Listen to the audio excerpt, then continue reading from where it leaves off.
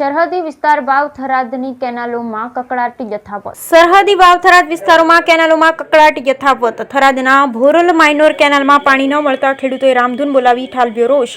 વાવના સાધનેશડા કેનાલમાં પાણી ન મળતા કેનાલમાં ખેડૂતોએ કરી હોળી.